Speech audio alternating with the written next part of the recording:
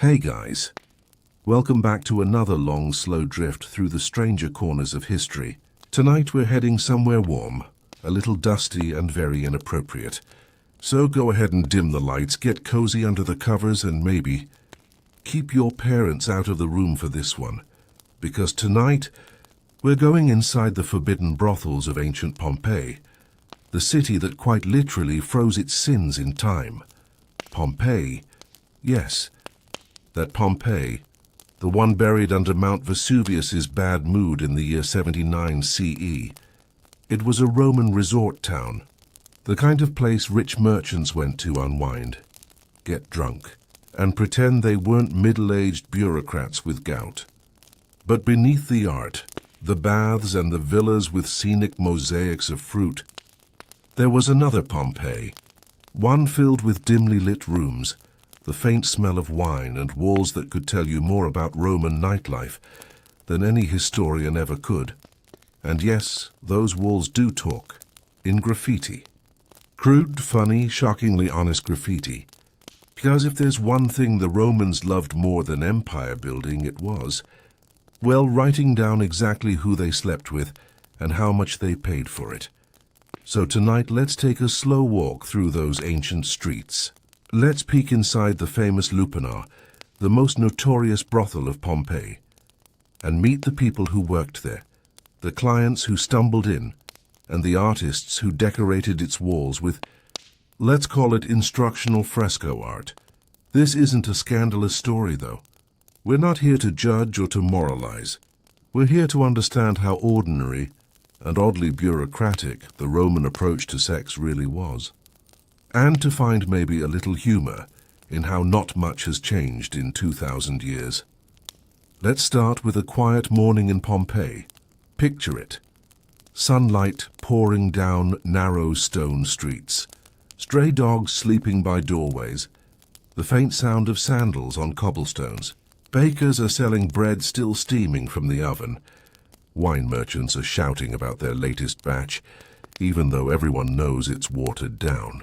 And down a little alley, Via dell'Abbondanza, there's a small two-story building with carved stone steps and a sign that leaves very little to the imagination. That's the Lupanar, which literally means place of the she-wolves, because in Roman slang, prostitutes were called lupi, wolves. The name probably came from the sounds that echoed down those alleys at night, the kind of howling you don't get from actual wolves. Inside, it's not what you'd expect from a pleasure palace. No velvet, no incense, no music. Just narrow stone rooms, 5 downstairs, 5 upstairs, each with a tiny window, a cement bed built right into the wall, and a thin mattress that was probably as soft as a pile of laundry left outside too long. Comfort wasn't the selling point. Efficiency was, above each doorway, painted in soft fading colors, are erotic frescoes. Each one shows a different scene, different poses, different pairings, like a menu without prices. Historians debate whether those paintings were meant as decoration, inspiration, or advertising. Knowing the Romans, probably all three. It's almost clinical the way it's laid out. 10 rooms, 2 floors. Each woman had her own little space, her own clients, and her own reputation to manage. It wasn't glamorous, but it was a system. A regulated business under Roman law, taxed like any other trade. Now let's meet the workers. Not by name exactly, though we do know a few, but by their world. The women who worked in the Lupanar weren't citizens. They were usually slaves or freed women, often from Greece, Syria, Egypt, or Gaul. Some had been captured in wars, others sold into slavery as children, and some, after gaining their freedom, kept working in the trade because what else could they do? Their names, the ones scrawled on the walls, read like a roll call of lost lives: Follicula, Eutychus, Myrtis, short, sweet, and usually nicknames. Lucky, Happy, Little Mouse. Names that were probably given by someone else, maybe a brothel owner trying to make his business sound more appealing. And then there's the graffiti. Pompeii's version of Yelp reviews, written by clients who apparently couldn't resist bragging. On one wall, I screwed the barmaid here. On another, I paid 2 asses for Fortunata and it was worth it. For context, 2 asses was about the price of a loaf of bread. So yes, Roman economics were interesting.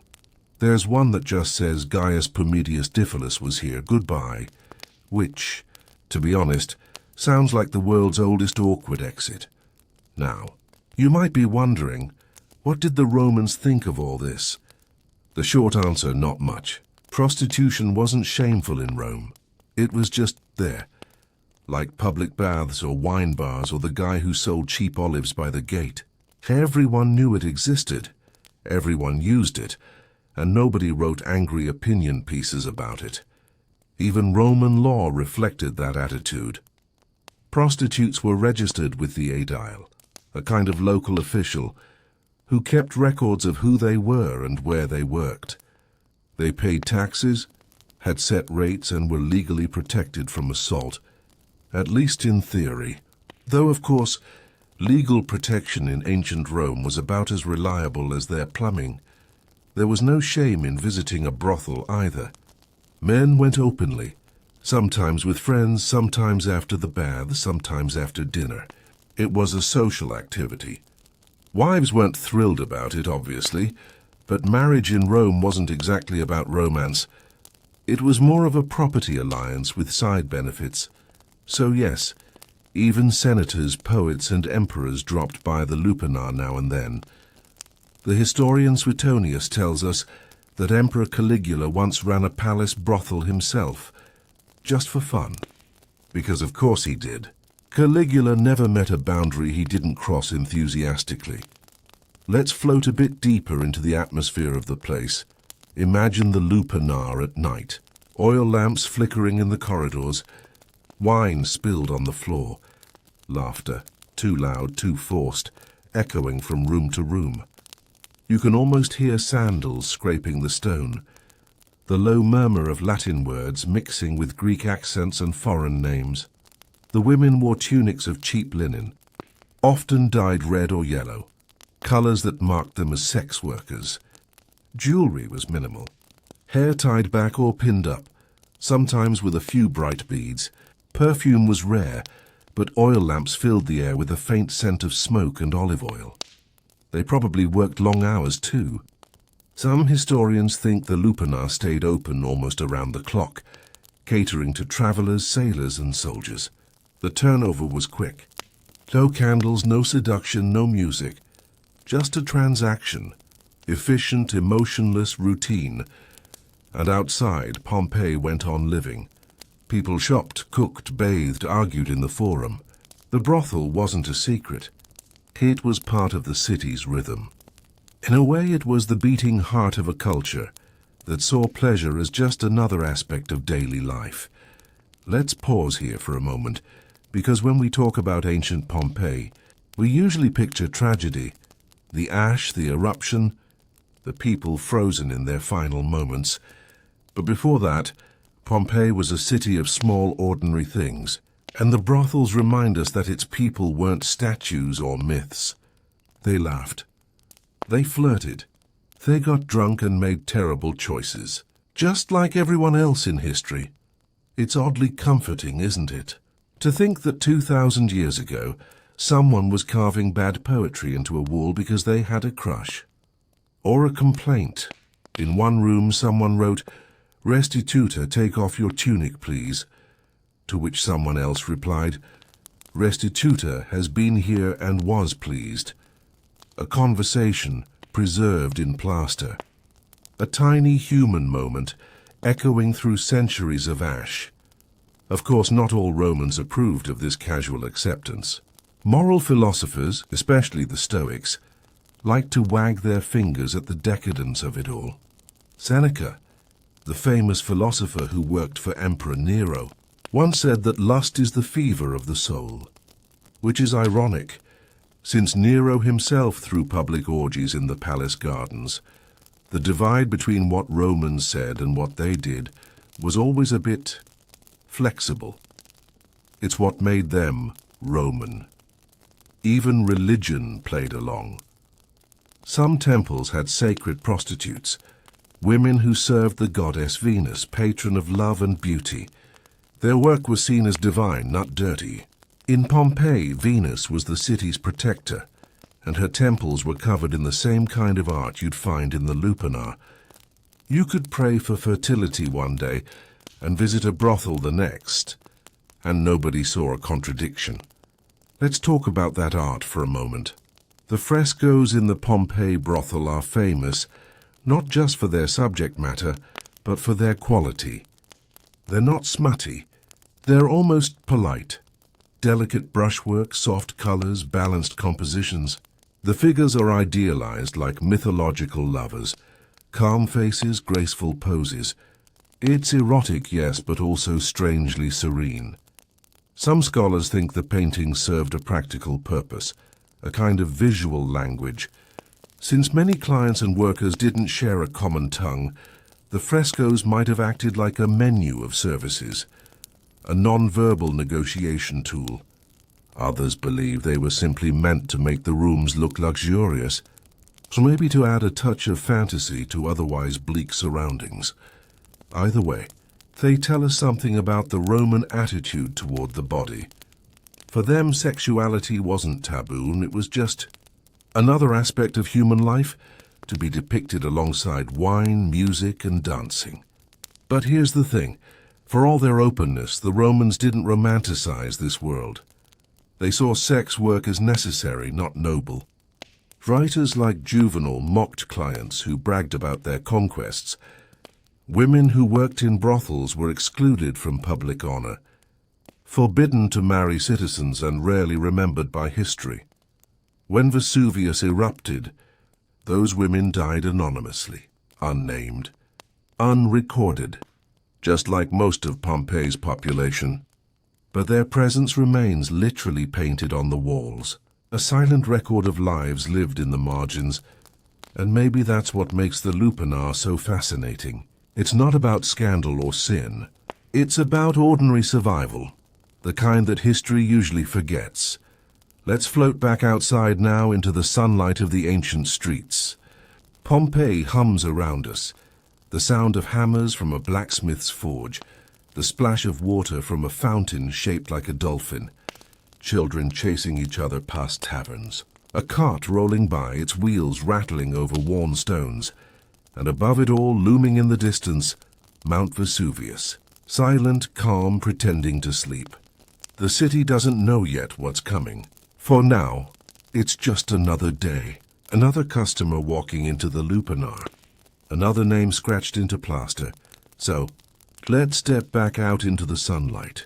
It's late afternoon in Pompeii now, the heat settling softly over the stone streets, the smell of olive oil and fish sauce drifting through open windows. Somewhere a lyre is playing out of tune, and you can almost hear merchants bargaining, arguing over a few sesterces like it's life or death. We've just left the Lupanar, the public side of Pompeii's pleasure industry. But the story doesn't stop there. Because as it turns out, the line between public and private sin in Pompeii was pretty blurry. If you were rich, you didn't need to sneak down a dark alley to find entertainment. You could build it right into your house. And Pompeii's upper class did that, enthusiastically. Let's start with one of the grandest homes ever excavated, the House of the Vetii. It belonged to two brothers, Aulus Vettius Conviva and Aulus Vettius Restitutus, former slaves who made a fortune in trade, and then, naturally, spent it decorating their home with everything money could buy. Marble floors, bronze statues, and most famously, an art collection that could make a Roman moralist faint. You walk in, and right there in the entrance hall is a fresco of Priapus, the god of fertility, weighing his rather oversized blessings on a scale against a bag of gold. Yes, that was literally the first thing guests saw when they entered. Nothing says welcome to my home like divine anatomy, and a reminder that you're both rich and virile. The message wasn't subtle. We're successful. We're powerful. And also we have impeccable taste in mythology. The Romans loved that kind of thing. They didn't separate art from life, or sex from daily routine. If something brought pleasure, it was fair game for decoration. So in the house of the Veti, you'll find delicate scenes of cupids making perfume, women bathing, satyrs chasing nymphs, and yes, plenty of erotic art tucked into corners, painted with the same care as a landscape or still life. And here's the fun part. These weren't hidden.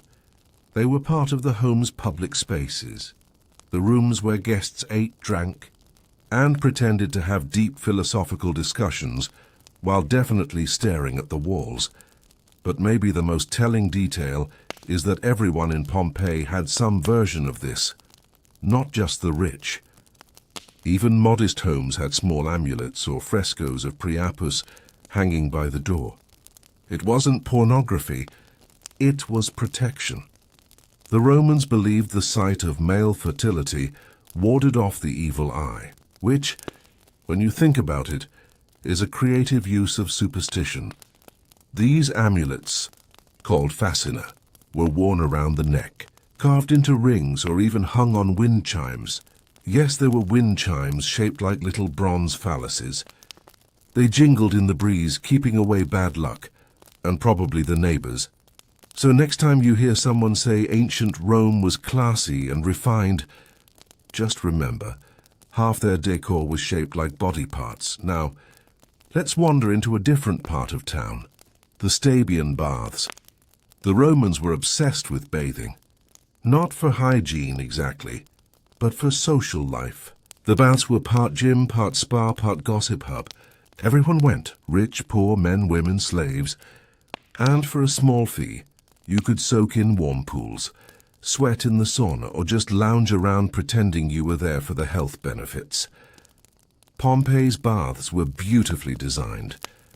Mosaics of dolphins and seashells on the floor, vaulted ceilings painted with mythological scenes, and, if you believe the rumors, a fair amount of flirting happening under the steam because, surprise, Roman baths weren't always as innocent as they sound. Writers like Ovid joked that more than a few business deals started in the caldarium, the hot room. And by business he did not mean trade. There were separate sections for men and women, technically, but rules were flexible.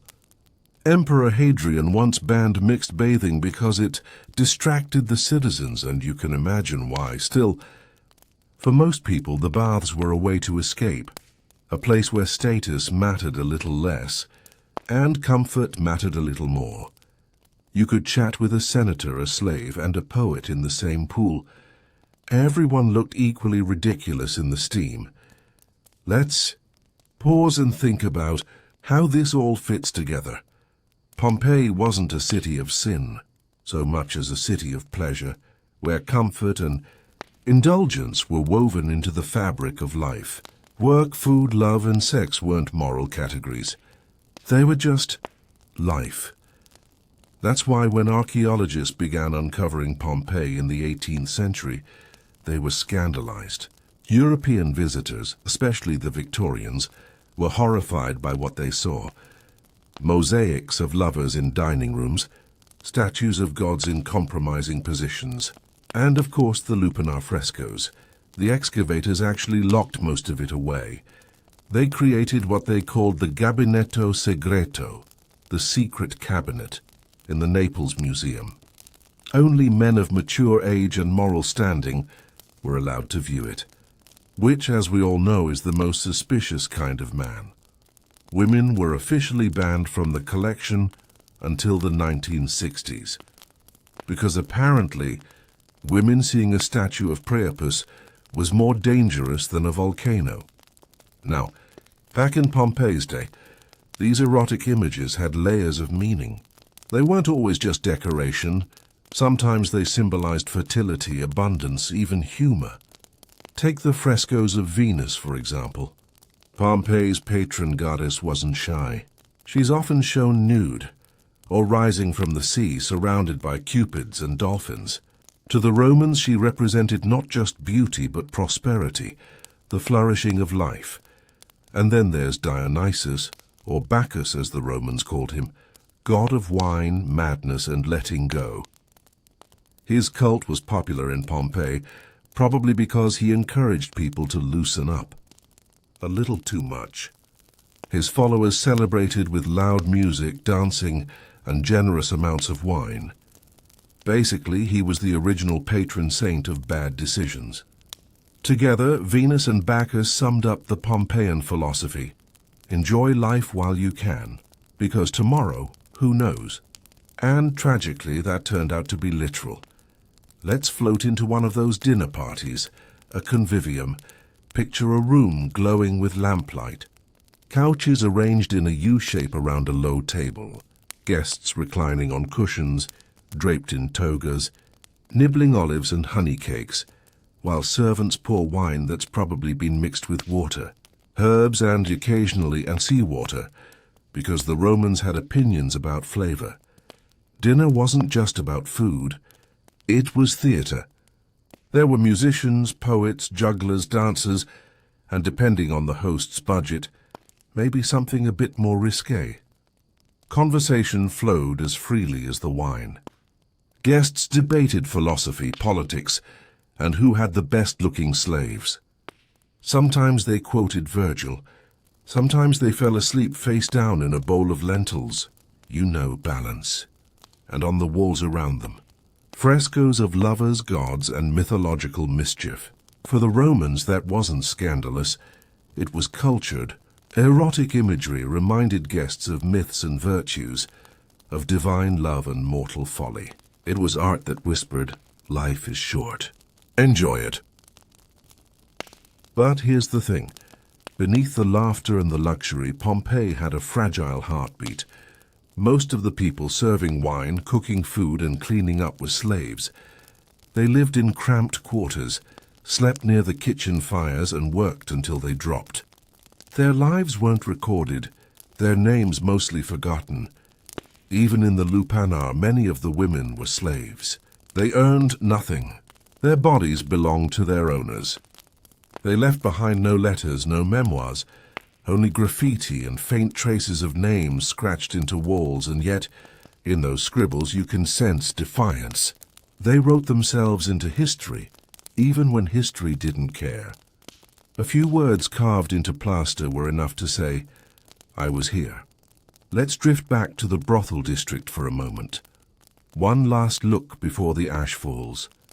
Imagine the same narrow streets, the same flickering lamps, the same voices in the night.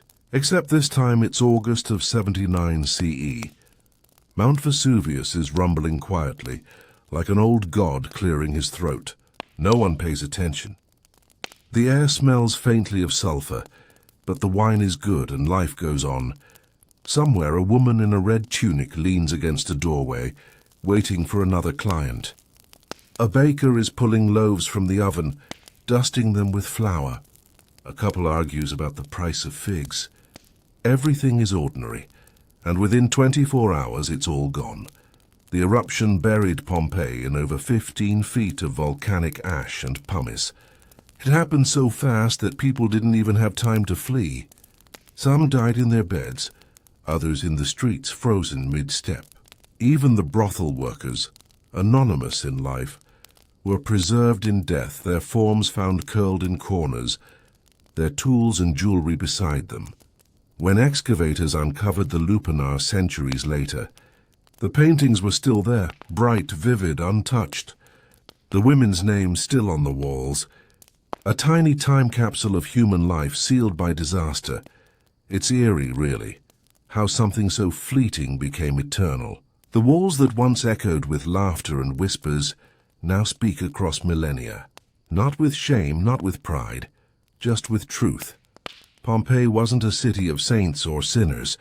It was just human, messy, flawed, curious, alive. And maybe that's why it still fascinates us. Because buried beneath all the marble and ash are people who were just like us, only wearing worse sandals. So, let's float forward through time. The ash has settled. The fires are out. For nearly 17 centuries, Pompeii sleeps, a city turned to stone, buried so deep that no one remembers exactly where it was. The world moves on. Empires rise, fall, and forget. Christianity spreads, crusaders march, painters paint, philosophers argue, and eventually someone invents powdered wigs. Meanwhile, under 15 feet of volcanic ash, the Lupanar and the House of the Veti are just waiting.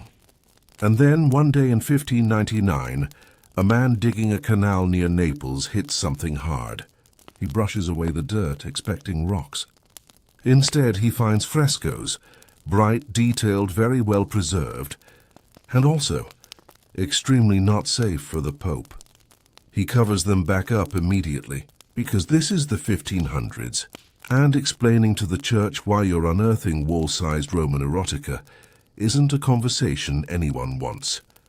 So Pompeii goes back to sleep for another 150 years.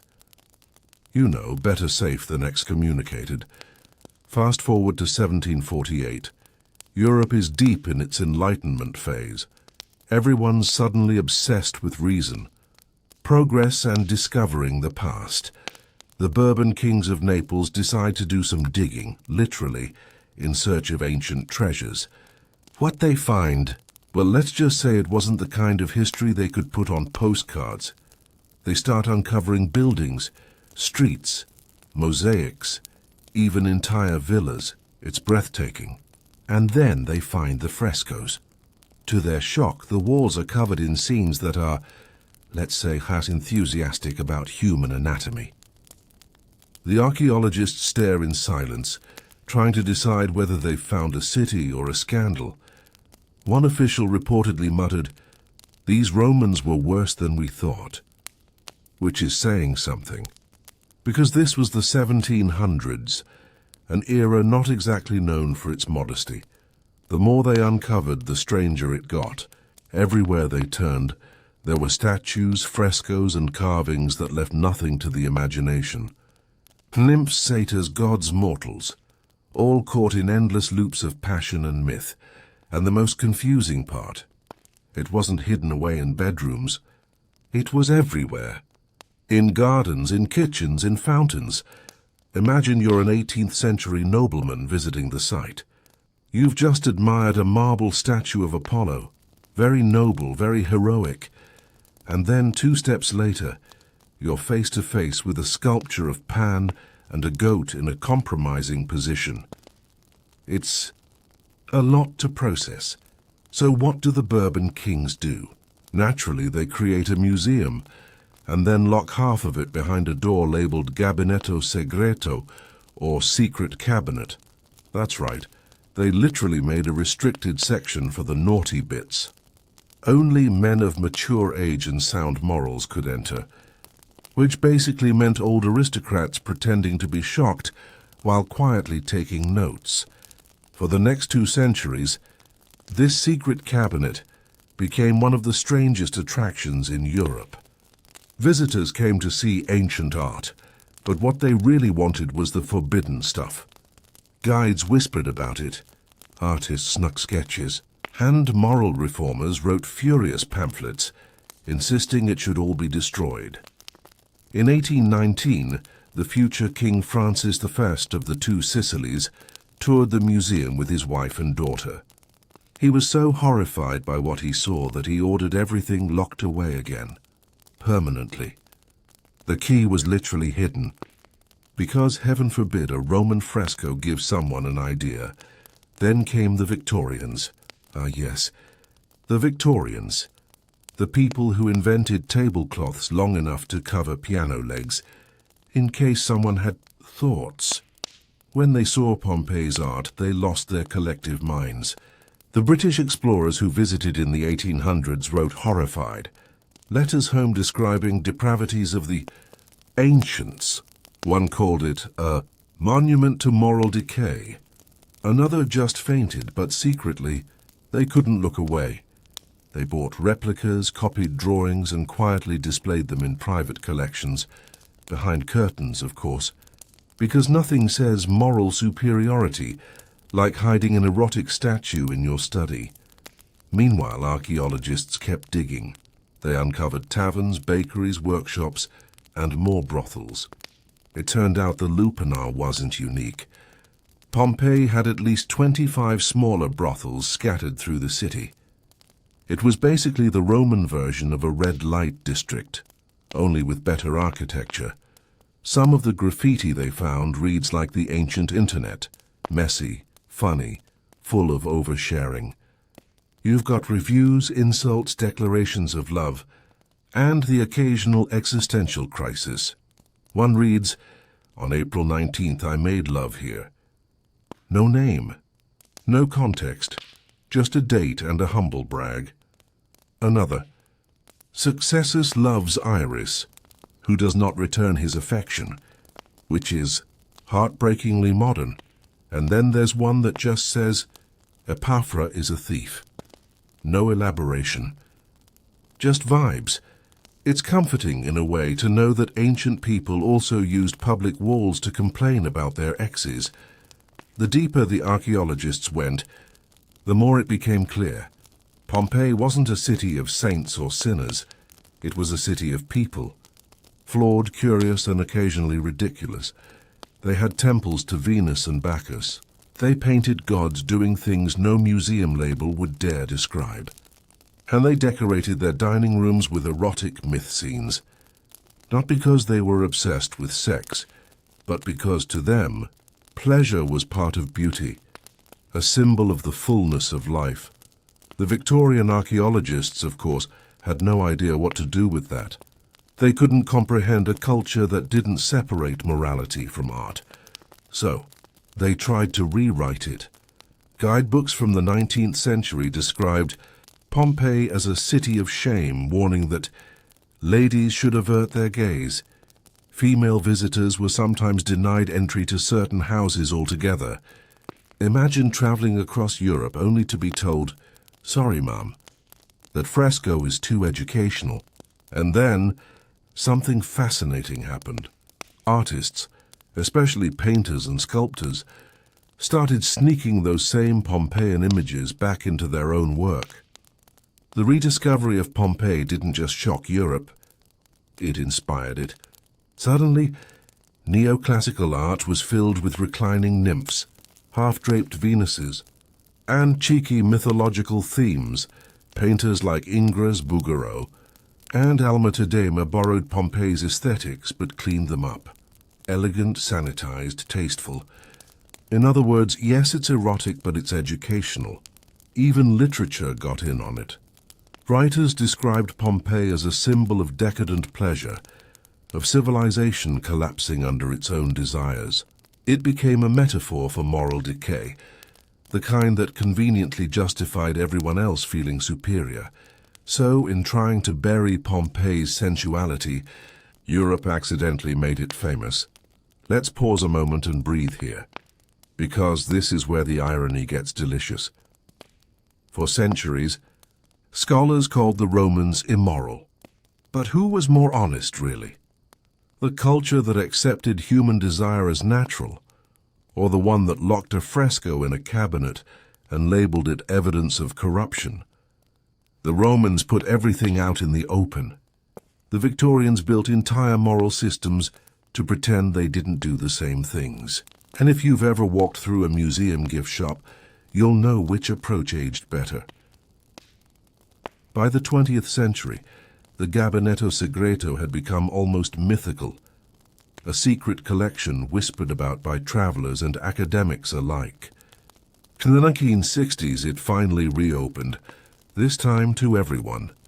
Men, women, students, tourists, all allowed to see what had been hidden for centuries. And you know what? It wasn't scandalous anymore. It was just history. Beautiful, funny, sometimes awkward, but deeply human. Today, if you visit the Archaeological Museum of Naples, the secret cabinet is still there. Behind glass, you'll find frescoes from the lupanar, bronze lamps shaped like priapus amulets, and tiny terracotta figures doing things you won't find in your average art textbook. It's still called the Gabinetto Segreto, but now it's treated as cultural heritage, not contraband. The labels are academic, the lighting gentle, the tone finally respectful.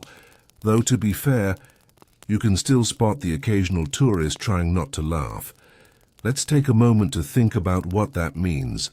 Pompeii's brothels, its art, its graffiti, they survived not just a volcano, but centuries of censorship, shame, and selective memory.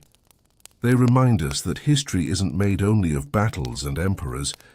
It's made of ordinary people, their pleasures, their jokes, their walls full of bad handwriting.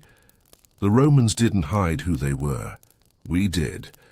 And it took a buried city to remind us that honesty about human nature isn't indecent. It's just ancient.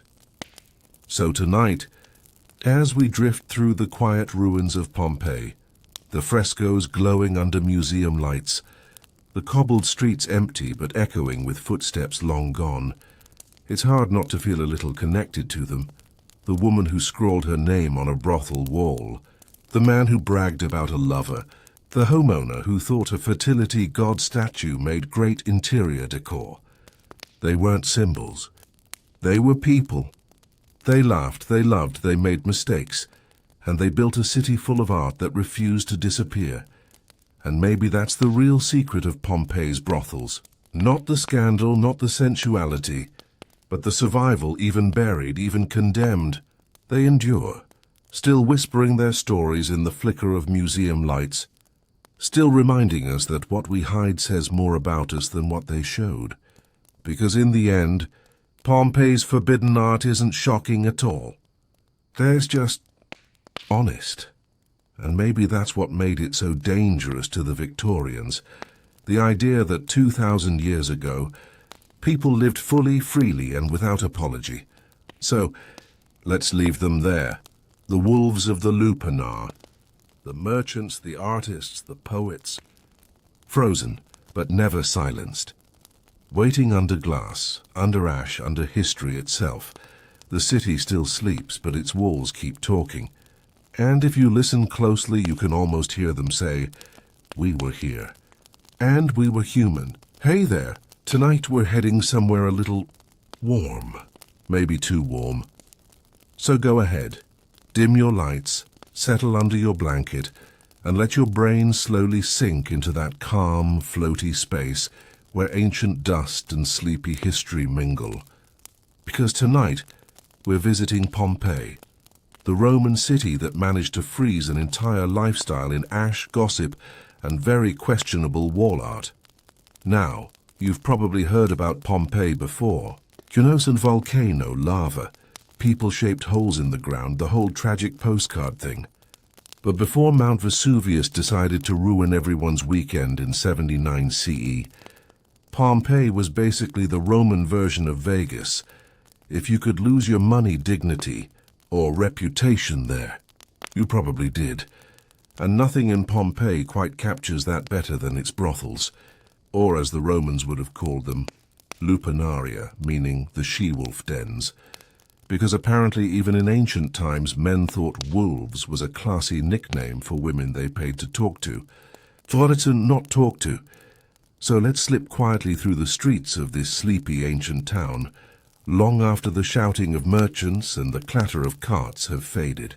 Let's follow the flickering oil lamps, past the bakeries, the bathhouses, and the ever-present smell of olive oil and smoke.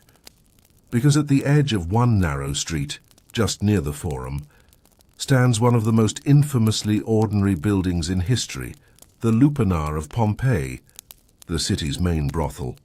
And inside, behind those ash-preserved walls, the Romans left us a collection of paintings and graffiti so honest, so blunt, and so wonderfully human, that archaeologists spent decades blushing their way through translation notes. Let's start with the layout. The building itself isn't large, just a two-story structure, with small cubicles opening off a central corridor. Each tiny room had a simple stone bed built into the wall, not exactly luxurious. The stone was probably covered with straw, and maybe a thin mattress if you were lucky or paid extra. Privacy? Absolutely not. Doors were optional, and curtains were considered fancy. It's worth remembering this wasn't the elite side of Pompeii. This was the working-class street-level business of pleasure, serving sailors, merchants, freedmen, and anyone else with a few coins and low expectations. This wasn't Cleopatra's silk-draped fantasy. It was more, don't touch the walls and try not to breathe too deeply. Still, despite the rough conditions, the Lupanar had one thing that makes it legendary. Its art. Right above each little stone bed, archaeologists found frescoes, small colourful paintings of, well, the services offered. Think of it as a menu board, but in fresco form. Each image depicted a different position, act, or combination thereof, tastefully rendered in that slightly awkward Roman style, where everyone looks like they're posing for a fresco because, well, they were. These paintings weren't scandalous back then. They were advertising. If you couldn't read Latin, and many clients couldn't, you could simply point to the picture of your choice, and yes, historians have found price lists scratched into the walls too. Some services cost just a few asses, the Roman coin, not the anatomy part, though honestly, both meanings apply here. Now, who were the women, the lupi, who worked here? Contrary to the romantic stories of courtesans and witty lovers, most of these women were slaves or former slaves. Many had been captured in wars, sold into servitude, or born into the trade. Their lives were hard, repetitive, and short. Still, within that grim reality, there were hints of individuality and even humor. Some carved their names into the walls. Successor loves Atimitus. Restituta was here. Fortunata pleased many.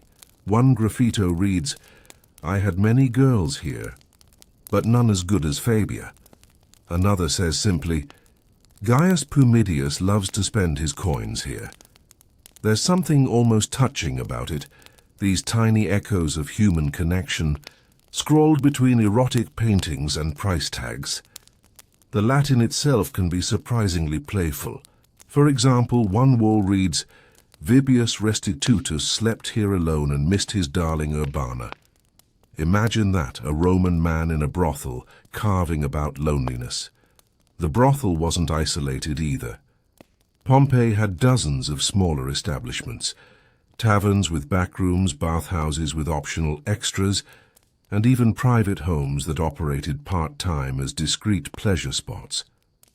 In a city of around 10,000, 15,000 people, scholars estimate there were over 30 known brothels, which means either Pompeians were exceptionally friendly or had a lot of free time. But here's the twist. Prostitution wasn't illegal. It was taxed, regulated, and entirely open. In fact, the Romans loved their bureaucracy so much that prostitutes had to register with the authorities. They were given a license, a licentia stupri, which allowed them to legally offer services, provided they stayed in their assigned social class. They couldn't marry citizens, inherit property, or climb socially, but they were recognized as part of the urban economy. It's hard not to notice the irony. A society that built aqueducts, invented concrete, and worshipped marble gods also had the world's first fully bureaucratic sex industry. Let's take a slow walk back through the brothel's entrance. You'd see a narrow doorway, darkened by smoke and years of oil lamps. The floors were made of simple stone, worn smooth by sandals and spilled wine. Faint traces of red paint line the walls, that famous Pompeian red pigment, once bright and sensual, now dulled by time. Some rooms had erotic frescoes that still show remarkable color. Deep reds, ochres, and faint blues, outlining human figures caught mid-motion, mid-glance, or mid-laughter. The atmosphere wasn't one of shame, it was simply business. Romans didn't moralize about sex the way later societies would. To them, desire was part of life, like bathing or dining. The only real shame came from losing self-control, or worse, looking ridiculous while doing so. And of course, the graffiti proves that everyone had opinions. Some inscriptions are basically ancient Yelp reviews. Things like, Eutychus cost 2 asses, she's good. Or the slightly harsher, Eutychus is greedy. It's oddly human, like finding bad Google reviews on 2,000-year-old walls. The interesting thing is, not all the customers were men. While most records point to male clients, some scholars have argued that female visitors weren't unheard of, though likely rare. There's even evidence of male prostitutes serving other men, showing that Pompeii's sexual culture was remarkably open, or at least unconcerned with categories that later societies obsessed over. For the Romans, it wasn't about identity, it was about roles. Who was active, who was passive, and who paid. That's what mattered. And before you imagine this all happening in dark secrecy, remember that brothels in Pompeii were located right along busy streets. They weren't hidden away, they were integrated into city life. You might grab some bread from the bakery next door, stop by the brothel, and then go argue about politics in the forum. A full Roman day, basically. Now let's drift for a moment to the day everything stopped. August 24th, 79 CE. The sky darkened. Ash began to fall like snow. And within hours, Pompeii was buried under meters of pumice and volcanic dust. Inside the lupanar, archaeologists later found the remains of several people, women, men, and perhaps a few clients who never made it home. One pair was found near a doorway, their outlines preserved in the compacted ash. It's impossible to know their story. Were they trying to escape? Or had they simply fallen asleep as the city around them turned to stone? There's a stillness to it all. A sense that the laughter, the flirting, the coins, and the graffiti all just paused. Frozen mid-breath. When modern archaeologists uncovered the site in the 18th century, they didn't quite know what to do with it. At first, the erotic art was considered too indecent for public view, so they locked most of it away in Naples, in what became known as the Gabinetto Segreto, the secret cabinet. Only men of mature age and sound morals were allowed to view it, which of course meant everyone in Naples tried to sneak in. Today, those same paintings are studied as cultural treasures, evidence of a world that treated sexuality as just another part of daily routine. Not sacred, not sinful, just human. It's easy lying here tonight to imagine the city as it once was.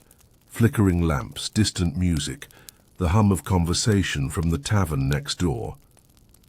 Somewhere a woman laughs. Someone scrawls a name into the plaster. Someone else counts coins by lamplight. And above it all, the mountain looms quietly in the distance, patient, waiting. Pompeii's brothels weren't glamorous. They weren't romantic, but they were real. And somehow that's what makes them beautiful, because 2,000 years later, we can still read their jokes, see their faces, and trace the outlines of a world that forgot how to blush. Hey again. If you're still awake, I'm impressive. But honestly, you don't need to be. This is one of those stories that's meant to drift through your half-dreaming thoughts, like incense smoke curling around a flickering oil lamp. Because tonight, we're not just wandering through Pompeii's brothels. We're quietly peeking into how they actually worked, how they were organized, who ran them, how much things cost, what people said, and yes, how on earth hygiene fit into all this. So, let's stretch our imagination a little. Picture the streets again. Narrow, uneven, paved with those famous black volcanic stones that caught the gleam of sunlight. By day they were noisy. Donkeys braying, vendors shouting, carts rolling by with the slow rhythm of wooden wheels. But by evening the city softened.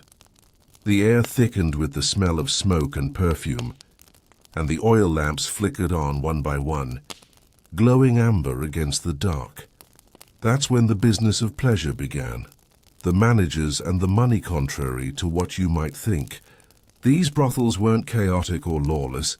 They were, in true Roman fashion, organized. Everything had structure, even desire. Most brothels were owned by wealthy men or women who never worked there themselves. They were lenons or lenais, essentially brothel managers or pimps, but with paperwork. They either bought enslaved women and men to work in the business, or leased the space to independent workers who paid rent from their earnings. The owners weren't exactly beloved members of society, but they weren't outcasts either. Romans saw prostitution as a necessary evil, a safety valve for the more unruly urges of the population. A bit like how some people think of public fountains or fast food. Not high art, but undeniably useful. Some of these lenons actually became quite rich. They were business people first, moral philosophers second, and only when cornered at dinner parties. A few even bragged about their stable of beauties in inscriptions or letters, as if they were talking about prize horses. The profits could be significant. Even though prices were low, sometimes just 2 or 3 asses per visit, the sheer volume of customers kept the coins flowing. The lupanar alone probably saw dozens, maybe hundreds of clients a day, and the Romans, ever practical, taxed it all. Yes, the Roman Empire had an official sex tax. Every registered worker paid a small percentage of their earnings to the state, ensuring that even lust contributed to public infrastructure. Your night at the brothel might literally fund a new aqueduct. There's something very Roman about that, turning even pleasure into civic duty. The daily routine. So how did a day in a Pompeian brothel actually unfold? It probably began late in the morning. The workers, often young women from Greece, Syria, or North Africa, would prepare themselves for the day ahead. They might wash at a nearby fountain, apply scented oils, or braid their hair. Cosmetics were important: kohl for the eyes, red pigment for the lips and cheeks, even a touch of lead-based foundation to lighten the skin, because ancient beauty standards, much like modern ones, were mildly toxic. Clients would start arriving in the afternoon, often after visiting the public baths. Roman baths were social hubs, where men discussed politics, gossiped, and occasionally decided that a visit to the lupanar was the logical next step. It was all part of the city's rhythm: bathe, dine, visit, sleep. The workers sat in the small doorways or leaned against the entrance, calling out softly to passers-by. Sometimes they wore short tunics or even nothing at all, not out of shock value but practicality. The heat, the crowd, and the expectation all encouraged minimal effort. Inside, the rooms were dim. Oil lamps cast warm, uneven light across the frescoes. The air smelled of wine, oil, and people, a sensory mix that was probably more dense than pleasant. Each session was brief, about 10 to 15 minutes. Privacy was non-existent. The sound of other customers' laughter and coins clinking against stone echoed down the narrow hallway. If you're thinking that doesn't sound romantic, well, no. It wasn't supposed to be. This was transaction, not poetry. But within that structure there were tiny moments of humanity. A kind smile, a shared joke, a fleeting compliment that meant something in a world where very little tenderness existed. Who were the workers? The women, and occasionally men, in these brothels came from all over the empire. Some were born enslaved. Others had been captured in wars or sold by impoverished families. A few were freed women, libertinae, who chose to continue working independently because it was the only trade they knew. Names were often simple or symbolic. Fortunata, lucky; Cytheris, after the island sacred to Venus; or Tryphosa, delicate. Some were cruelly ironic. A woman named Chara, meaning dear one, was found on a wall list in Pompeii's brothel, though she probably wasn't treated very dearly by anyone. Their lives were physically demanding and socially limited. They couldn't marry citizens or hold property, and yet, paradoxically, they lived among the freest in terms of movement, crossing social boundaries daily, serving senators 1 hour and sailors the next. Despite the exploitation, some women managed to save enough to buy freedom. Records show a few purchasing homes or small taverns later in life. In that sense, Pompeii's brothels were brutal, but occasionally a stepping stone, hygiene or the lack thereof. Now let's address the question everyone quietly wonders but never asks. Was it clean? Short answer, absolutely not. Longer answer, hilariously, impressively not. The rooms had no running water, no drains, and no ventilation. Bedding was reused endlessly. The smell must have been educational. To cover it, workers and clients used perfumed oils, thick, musky mixtures of myrrh, cinnamon, and rose that mixed with sweat and candle smoke to create what we might generously call an aroma of experience. And yet, this wasn't unusual for Rome. Public hygiene was better than in medieval Europe, but still far from modern standards. Pompeians dumped chamber pots into the street gutters daily.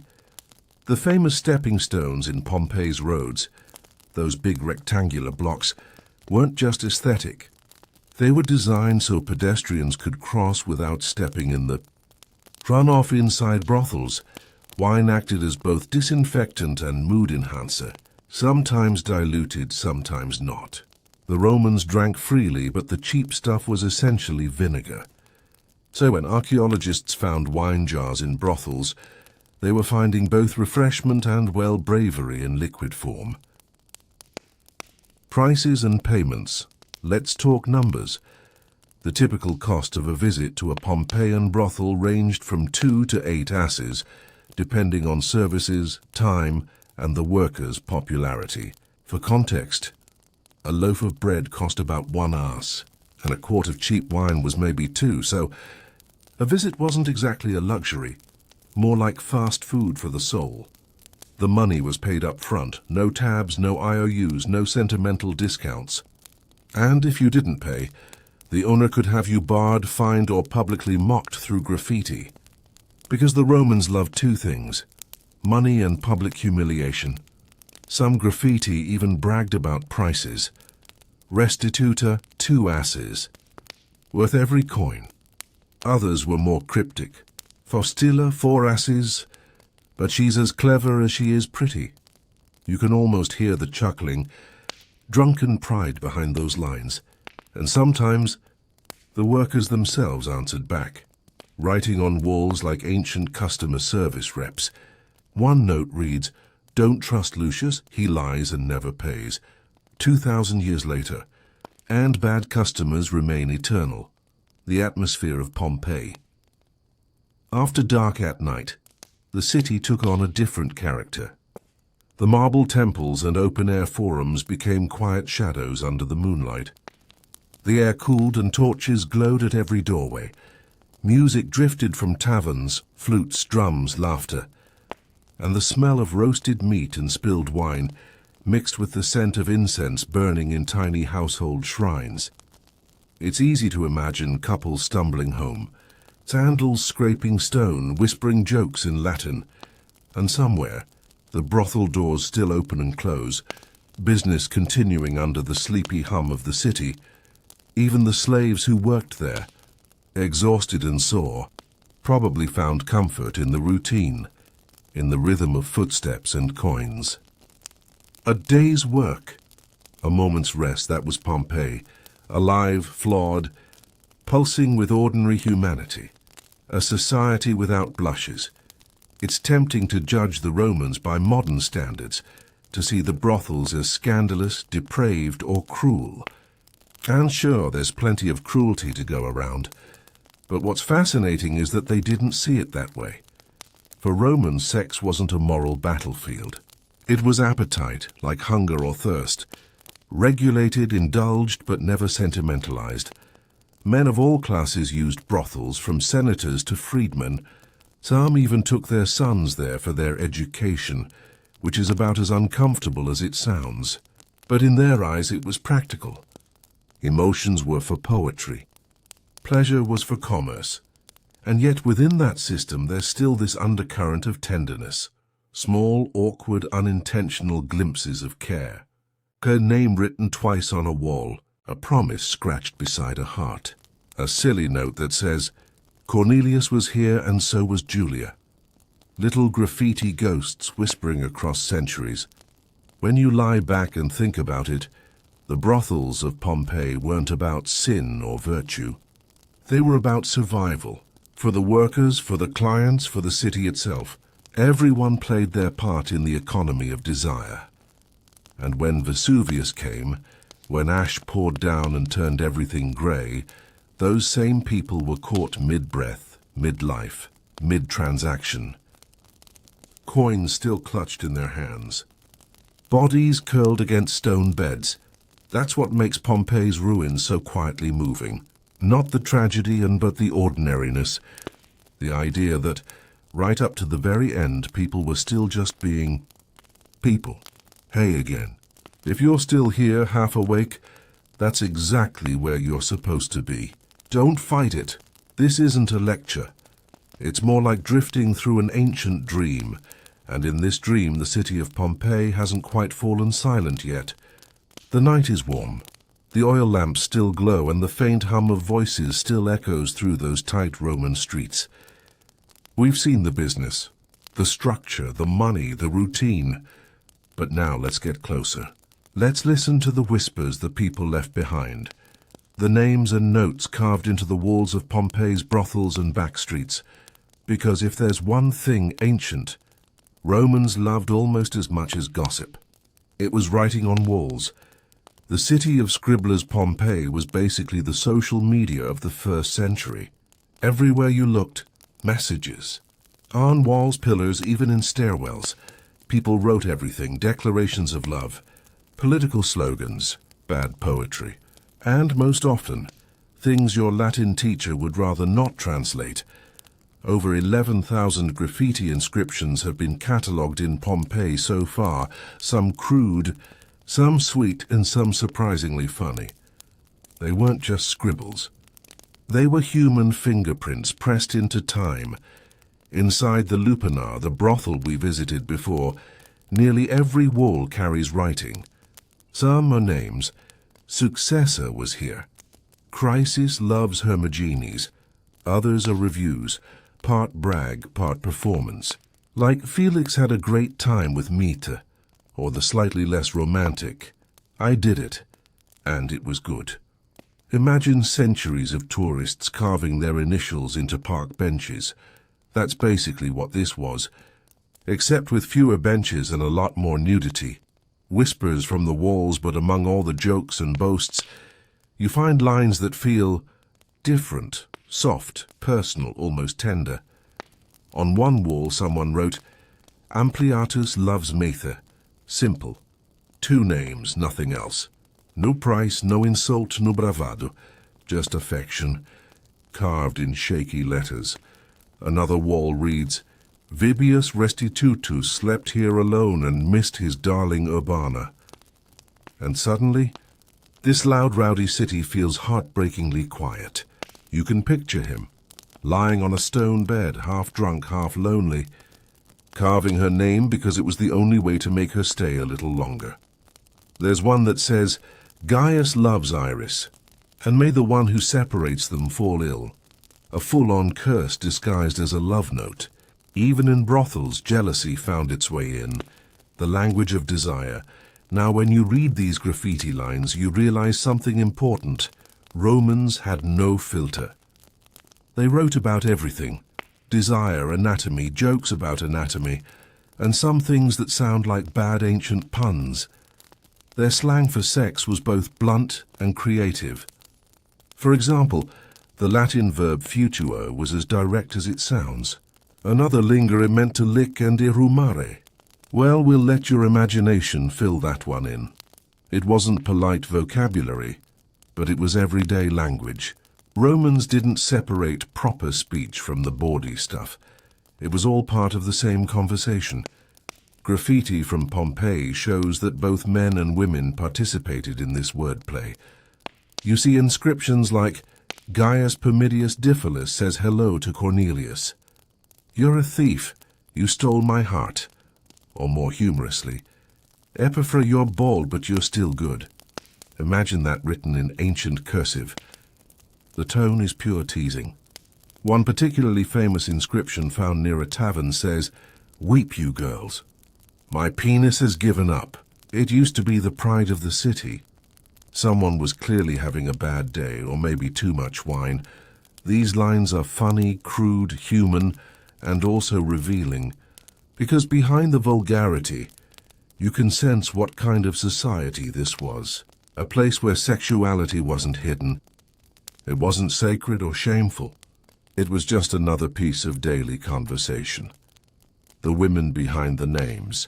Let's return to the women. The ones whose names echo on the walls like faint voices. We'll never know their full stories. But archaeology lets us trace outlines. Like silhouettes caught in flickering lamplight, there's Fortunata, the lucky one. Her name appears several times and often with compliments. Some say she was the favorite of a wealthy merchant. Maybe he bought her freedom, maybe not. There's Crescens, whose name means growing. Her graffiti reads, "Crescens made it good." A simple boast, maybe written by herself, maybe by someone else. Either way, she was proud of her work, or wanted to be remembered. And there's Faustilla, mentioned on multiple walls. She must have been popular. Clients wrote that she was kind and funny. Imagine that. Amid all the transactional talk, someone thought to praise her humor. These small fragments hint at individuality, real people, not just names in a history book. The emotional paradox, it's strange, isn't it? A place built entirely on transaction, and yet filled with moments of tenderness. Some men fell in love with the women who worked there. It happened often enough that Roman law had rules about it. If a free man married a prostitute, both could lose legal status. But it still happened. There are letters and epitaphs from across the empire showing freed women, former sex workers, married to their clients, sometimes even buried beside them. One gravestone from Rome reads, "To my beloved Cypera, who made my days joyful." That's it. No shame, just quiet affection. So yes, even in Pompeii, even in the brothels, there was love. Or at least something that looked like it in the dim lamplight. The art of selling a fantasy. We've talked about the frescoes before. Those painted menus above the beds.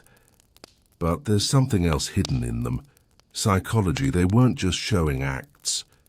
They were showing types. Each painting offered a different mood, a fantasy. A woman smiling gently. A man playing an instrument. A couple laughing mid-gesture. They were designed not only to advertise, but to soothe. Even the harsh stone beds were painted with soft, rounded scenes above them. A strange contrast. A trick of the mind. Because in Pompeii, like anywhere, desire wasn't about the act. It was about the idea of being wanted. The women understood this. They were saleswomen, performers, and sometimes therapists. They listened to stories, endured complaints, maybe even offered advice. They knew their regulars. They knew how to flatter without promising too much, and sometimes, just sometimes, they carved a name beside their own. A small rebellion against anonymity. The sound of the city. Close your eyes for a moment. Imagine it. The soundscape of Pompeii at night. The murmur of voices outside. Dogs barking in the distance. The drip of water from a fountain. And here in the lupanar, the low murmur of conversation. Laughter, footsteps on stone. It wasn't a wild place, not all the time. It was ordinary, rhythmic. Part of life's background noise. Maybe you hear a man whispering his name as he carves it into plaster. Maybe you hear a woman humming softly, tidying her little cubicle, straightening the lamp wick. The walls were thick with smoke and memory. When the ash came, it sealed those sounds forever. And yet somehow, they still feel close. The volcano's irony, and here's where history plays its cruelest joke. The eruption of Mount Vesuvius destroyed Pompeii, but in doing so, it preserved it. It turned the city into a time capsule. The brothel walls, the graffiti, the tiny tokens of affection, all sealed under ash for nearly 2,000 years. If not for that disaster, everything we know about these women, these jokes, these fleeting moments would be gone. The eruption froze them mid-breath. Lovers, workers, poets, scribblers, all equal under the weight of ash. It's almost poetic. A city that spent its nights chasing pleasure ended up giving the world one of its most honest portraits of human nature. The last names in the dust archaeologists found skeletons. In the lupanar, men and women alike, some still had jewelry on. One had a bronze coin clutched in her hand, as if payment had just been made. Others lay near the doorways as if trying to flee. Their names are lost, but their walls still speak. When you walk through the ruins today, those same walls lean in close. You can still see the faint scratches and letters, hearts, crude jokes, ghosts of conversation frozen mid-laugh. There's one that always stands out to visitors. Gaius loves Cornelia. May Pompeii last forever. It didn't, but the words did. When you look at all this, the graffiti, the art, the fragments of affection, it becomes clear that Pompeii's brothels weren't just about lust. They were about being seen, being remembered, leaving a mark however small, and in that way the workers of Pompeii achieved something even the emperors struggled to do. They made sure their names would survive the centuries. Hey again, night wanderer, if you're still awake, you've officially outlasted most of ancient Pompeii. But that's fine. Tonight isn't about speed, it's about drifting. We're floating now from the private rooms of Pompeii's brothel into the temples, the altars, the quiet corners where incense once burned. Because in Pompeii, desire wasn't hidden from the gods. It was offered to them. The goddess of love and everything else. Let's start with Venus, or more precisely, Venus Pompeiana, the special local version of the goddess that the people of Pompeii adored. She wasn't just the goddess of love. She was protector, patron, and mascot of the whole city. Her image was stamped on coins. Her temples looked out over the sea. If you lived in Pompeii, you didn't just pray to Venus, you owed her everything. Now, Venus in the Roman world wasn't some soft, sentimental figure surrounded by roses and harp music. No, she was older, wilder, more complicated. She was both love and lust, beauty and fertility, but also victory and fate.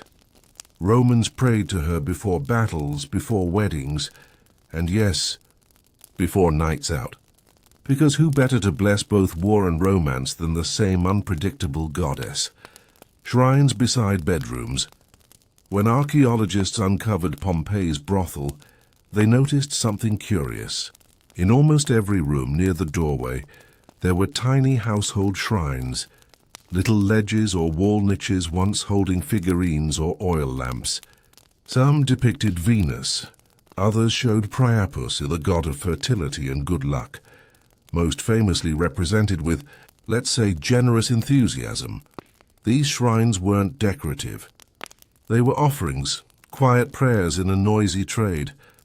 The women likely made small sacrifices, flowers, incense, bits of bread, drops of wine, not out of devotion necessarily, but out of habit. Romans didn't separate the sacred from the practical. If you ran a bakery, you had a shrine to Ceres. If you ran a brothel, Venus and Priapus watched over you, the god with no subtlety. Let's pause on Priapus for a moment, because no conversation about Pompeii's erotic culture works without him. Priapus was the Roman god of fertility, gardens, livestock, and general virility. He was everywhere in Pompeii, painted on walls, carved in stone, even used as door guardians. In one famous fresco from a bakery, Priapus is shown weighing his own exaggerated manhood on a set of golden scales. as if checking that it's equal to his wealth. This wasn't just ancient humor, though it absolutely was that too. It was symbolic. For Romans, fertility and fortune were linked. If your fields grew, your family thrived, your trade prospered, that was Priapus smiling on you. And if he was frowning, well, your harvest might fail and your love life might too. He was both joke and talisman, a divine wink from the gods, so it made perfect sense that brothels, bathhouses, and even taverns displayed his image. He wasn't obscene. He was protective. His exaggerated image wasn't about shock value. It was a symbol of abundance, of life continuing endlessly, no matter what Vesuvius had planned. Sacred spaces, secular pleasures. One of the strangest things about Pompeii is how blurred the line between the sacred and the sensual really was. You could visit the Temple of Isis in the morning, a magnificent sanctuary filled with Egyptian-style murals, and then stroll past frescoes of explicit acts painted right on public walls by afternoon, and nobody batted an eye for the Romans. Physical pleasure wasn't sinful. It was part of the natural order. They didn't divide the body and the soul like later moral systems did. If anything, sex was another kind of offering, a participation in divine creation. Even the language reflected it. Words for pleasure and honor shared roots. Desire wasn't something to suppress. It was something to balance. Too much was chaos, too little was weakness. So while later civilizations would moralize and condemn, the people of Pompeii saw eroticism as ordinary, practical, and even protective. It was an economy, yes, but also a ritual of sorts, a reaffirmation that they were alive, warm, and human under the shadow of a mountain that didn't care either way. The cult of Isis, foreign and fascinating. Let's drift for a moment away from Venus and Priapus to another goddess entirely. The Egyptian goddess Isis had a strong presence in Pompeii. Her temple was one of the best preserved in the city, filled with intricate carvings and vivid murals. She represented fertility, motherhood, and rebirth. To Roman women, especially those in marginalized positions, Isis offered something Venus didn't: compassion. The cult of Isis was known for welcoming everyone, rich, poor, foreign, enslaved. It promised renewal, not just luck. And it was particularly appealing to women who had limited control over their own bodies and destinies. So it's not hard to imagine a Pompeian sex worker slipping into the temple at dawn, lighting a candle to Isis before returning to her daily routine. In her mind, it wouldn't be contradictory at all. The temple gave meaning to her struggles. The brothel gave her survival. Both were part of the same world, one ruled by gods who didn't judge, only watched. The moral compass of a volcano city now. Here's the thing. Pompeii was not a moral free-for-all. Romans did have ethics and taboos. They were just different. Public decency laws existed.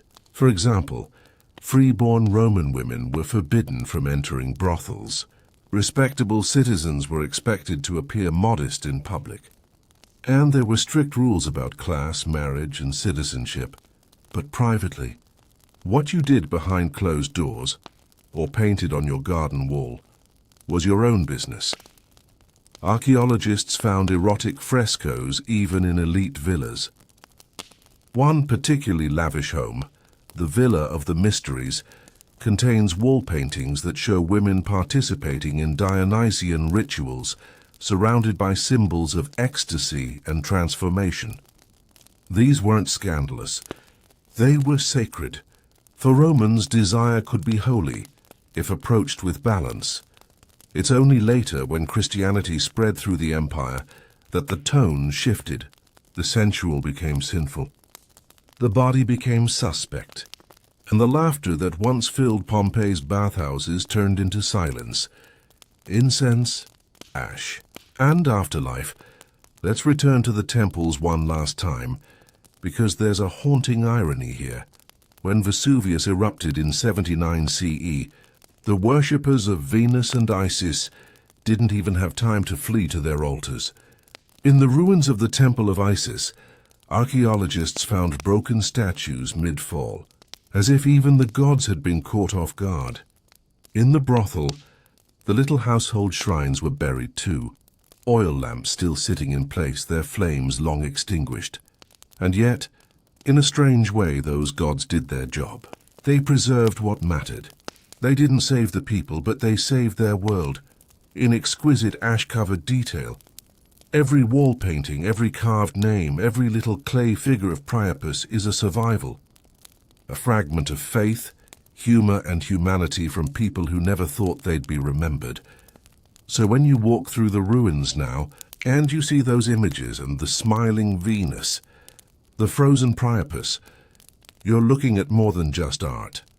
You're seeing an entire worldview fossilized, where love was sacred, laughter was prayer, and even the most private acts took place beneath the unblinking gaze of the divine. The quiet after the eruption, and then silence. When the ash settled, it erased the distinction between temple and brothel, sinner and saint. Everything became equal. The gods, the lovers, the workers, the drunks, all layered together in the same grey dust. Maybe that's the real message Pompeii left behind. That morality is temporary. But humanity, the messy, sensual, yearning kind, never really disappears. It just waits for someone, centuries later, to brush away the ash and remember. The city sleeps again. Venus watches over her ruins, and if you listen closely, maybe you can still hear laughter drifting down those ancient streets. Soft, distant, and utterly human. Hey again. Still here? That's good. You're settling in nicely. Maybe a little drowsy, maybe half listening. That's the perfect state for ancient economics. Don't worry, this isn't math class.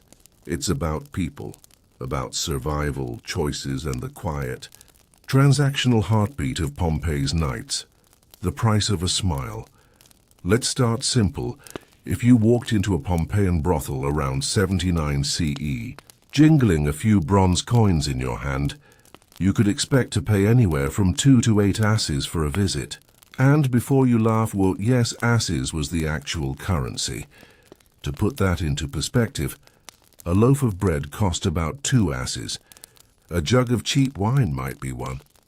A day's wage for a laborer was around 16 asses, so the price of pleasure in Pompeii could range from a snack to a decent lunch. It wasn't cheap exactly, but it wasn't luxurious either. It was accessible.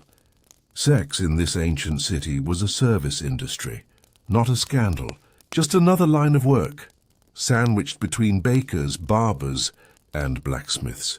And for every coin that changed hands, there was a story, a power dynamic, a whispered name, a small performance of affection.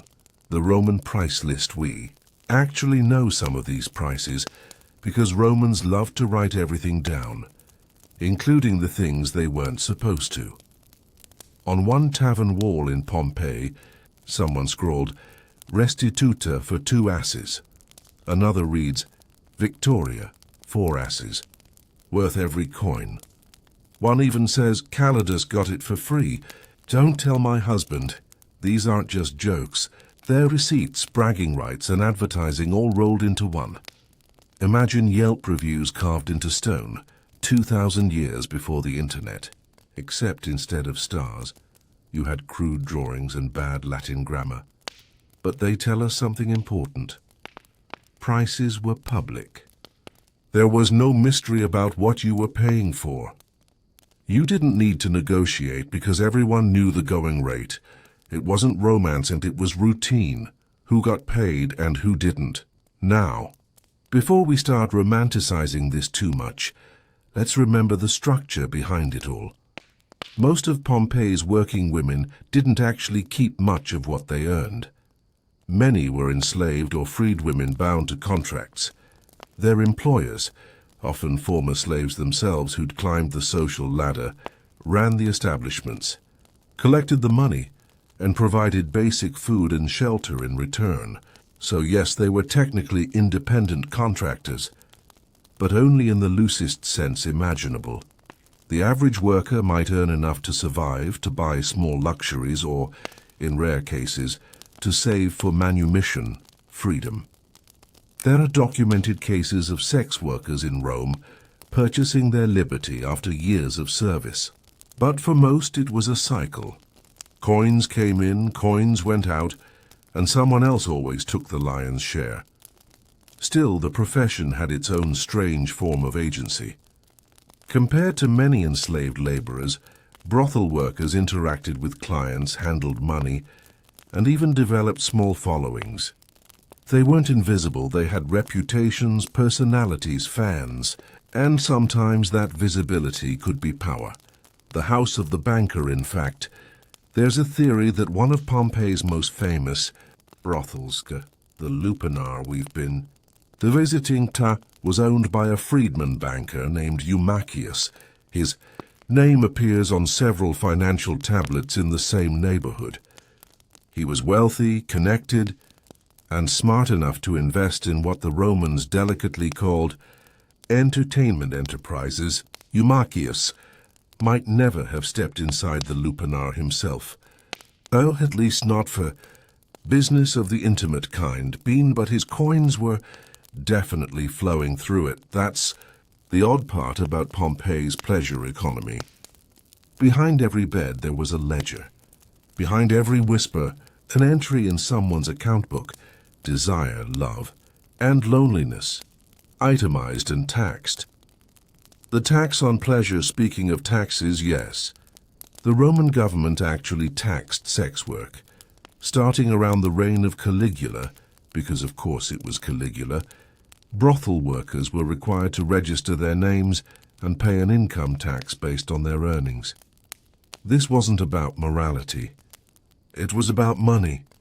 The empire found profit in everything, including human intimacy. Imagine standing in line at the tax office behind a baker and a mason, waiting to declare how many clients you had that month. Romans didn't blush about this stuff. It was paperwork, nothing more. In exchange, registered workers were technically protected under Roman law. They couldn't be assaulted without consequences, and they were recognized as legitimate tradespeople. It was a strange blend of exploitation and legitimacy, official oppression wrapped in bureaucratic respectability, the hierarchy of desire like every Roman industry. Sex in Pompeii had a strict social hierarchy. At the bottom were streetwalkers, enslaved or poor women who worked near taverns and public baths. Their prices were lowest, their conditions worst, and their names rarely recorded. A step above them were brothel workers, those attached to fixed establishments, often under management. They had steady clientele, some protection, and their own space, however tiny. And then at the top were the courtesans and hetairai, educated, witty, expensive companions who catered to the elite. They quoted poetry, played the lyre, and sometimes influenced politics. They weren't common in Pompeii, more a feature of Rome and Naples, but the idea filtered down. Even among workers, reputation mattered. Someone like Fortunata or Faustina, names carved on the Lupanar walls, might have been local celebrities of a sort. If a client liked you, word spread. Repeat business was survival, the architecture of business.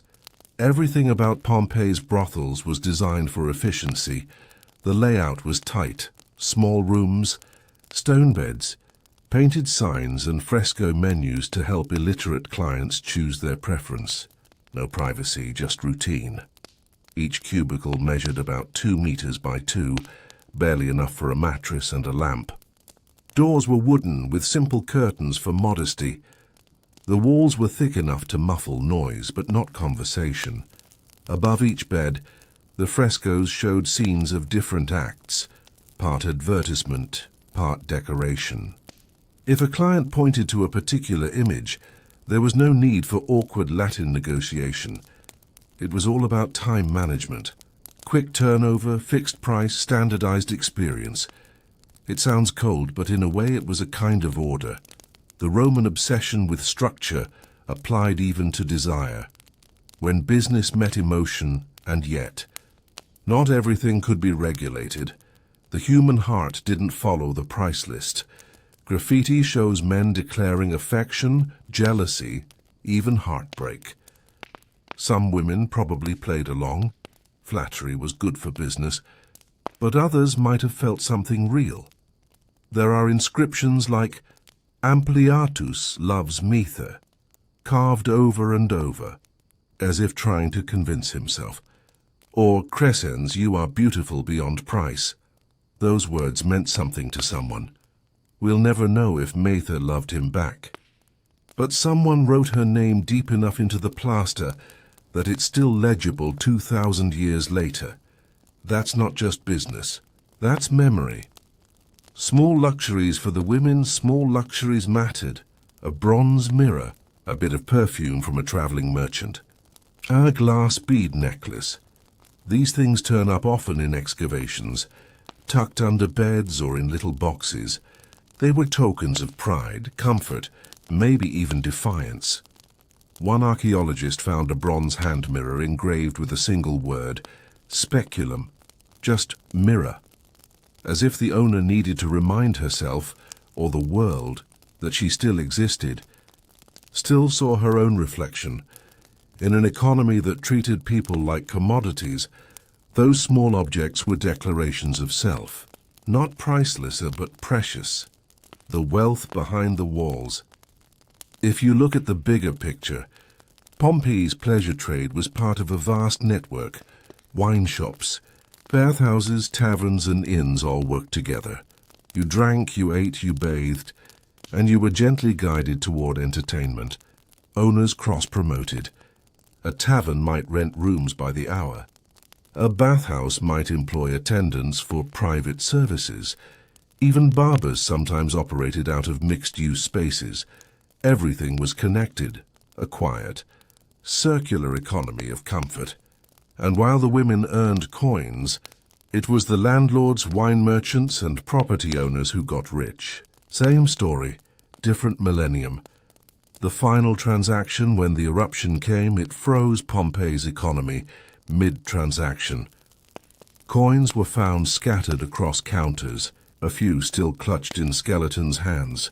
In the lupanar, one man's remains were discovered with a small purse beside him, 4 bronze coins inside. Enough, perhaps, for a final visit. Maybe he thought he had time. Maybe he was waiting for someone. Maybe he was running. It doesn't really matter now. The coins are still there, the last payment in a city that no longer trades. What the ash preserved. When archaeologists uncovered those coins, they also found ledgers, graffiti, and tools of the trader, all perfectly preserved by the ash. And it's strange to think about a whole system of desire and money, sealed like an invoice that never got closed. For us, it's history. For them, it was life, just the next night's earnings. They didn't know they'd built the most well-preserved economic case study of ancient human intimacy. They were just trying to survive until morning. Value and worth. So what was desire worth in Pompeii? Maybe 2 asses. Maybe 8. Maybe nothing at all. But what's fascinating is how normal it all was. No shame, no secrecy. Just another service. Priced and recorded, taxed and tolerated. And in that ordinariness lies the most haunting truth. For all their temples and gods, their frescoes and coins, the people of Pompeii weren't that different from us. They wanted comfort, connection, to be seen, to be touched, to be remembered, and sometimes that meant paying a price, in bronze, in dignity, or in memory. The lamps flicker low again. The city sleeps, and in the dark the coins stop clinking, but their echo lingers, soft, metallic, eternal, Pompeii's heartbeat. Hey guys, welcome back. If you're still here, that means you've managed to drift through nearly the entire city of Pompeii with me, from the flickering torches of the brothels to the silent plaster faces of its people. So let's keep floating a little longer. Tonight, we're going to listen to the faintest echoes of the city, the graffiti carved and scribbled across the walls, doors and corridors of ancient Pompeii.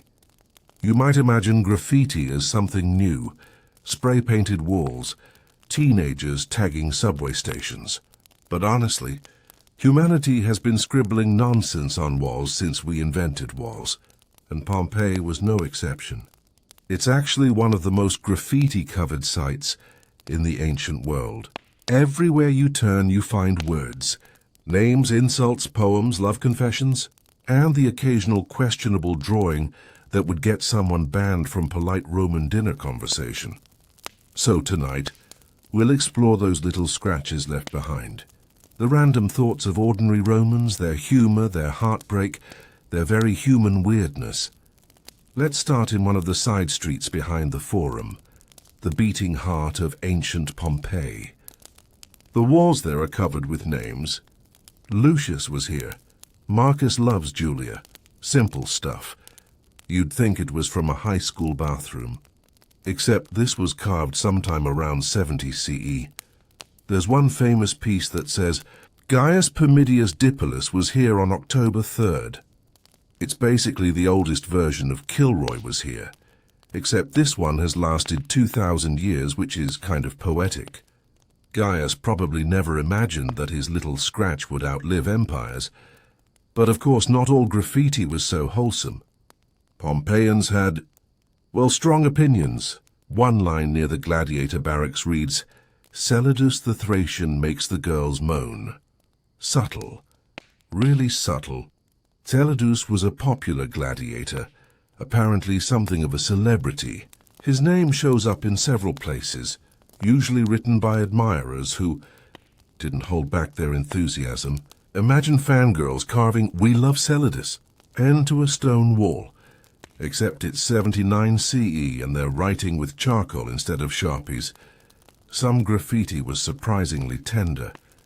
There's one that says, Successus loves Iris who does not care for him. That's all it says. But somehow it's heartbreaking. You can almost feel Successus leaning against the wall, scratching those words while trying to laugh it off. A few walls later, another inscription reads, You love Iris, but she does not love you. She loves Tertius. So clearly gossip traveled fast and even without social media. And yes, ancient Pompeii had its own petty love triangles, all memorialized forever in stone. It's fascinating how much personality these tiny writings reveal. You can almost build little lives out of them. People mocking their friends, bragging about parties, complaining about prices, praising wine, insulting lovers. The voices of real people, not emperors, not generals, just citizens, bakers, slaves, and teenagers with bad handwriting. Let's drift into one of the quieter residential areas, the House of the Faun.